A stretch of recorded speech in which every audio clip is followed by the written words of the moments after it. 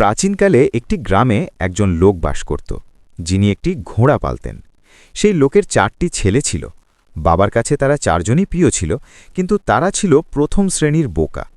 যখন সেই লোক মারা গেল, তখন তার ছেলেরা পরস্পরের সঙ্গে পরামর্শ করে বলল, বাবা তো এই দুনিয়া থেকে চলে গেছে, এখন এই ঘোড়াটাকে কে পালবে? তারা একসঙ্গে সিদ্ধান্ত নিল যে ঘোড়াটাকে কেটে নিজেদের মধ্যে ভাগ করে নেবে, আর প্রত্যেক ভাইয়ের ভাগে ঘোড়ার একটি করে পা আসবে। কিন্তু তাদের জন্য সমস্যা হলো এই যে ঘোড়ার বাকি শরীরটাকে কিভাবে ভাগ করা যায়। তারা ঘোড়ার পাশে দাঁড়িয়ে এই হিসেব নিকাশ করছিল। এমন সময় একজন লোক সেখান দিয়ে যাচ্ছিল। সেই 4 ভাইয়ের কাছে জিজ্ঞাসা করল, ভাইয়েরা, তোমরা কোন বিষয়ে নিজেদের মধ্যে ঝগড়া করছো? আমাকে বলো, হয়তো আমি তোমাদের সমস্যার কোনো সমাধান বের করতে পারি।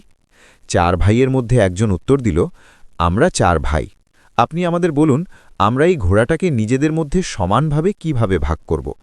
সেই লোক বলল, এটা তো খুব সহজ। এমন করো, এই ঘোড়াটাকে বিক্রি করে দাও, আর যে টাকা পাবে তা নিজেদের মধ্যে ভাগ করে নাও। 4 ভাই এই কথায় রাজি হয়ে গেল এবং ঘোড়া বিক্রি করতে শহরের দিকে রওনা হলো। পথে তারা একটি জঙ্গলের মধ্যে দিয়ে যাচ্ছিল। সেখানে রাত হয়ে গেল। 4 ভাই সারাদিনের ক্লান্তিতে জর্জরিত ছিল। তারা যেই শুয়ে পড়ল, তাদের ঘুম এসে গেল। তারা যখন গভীর ঘুমে মগ্ন ছিল, তখন রাতের কোনো এক সময় একজন চোর সেখান দিয়ে গেল।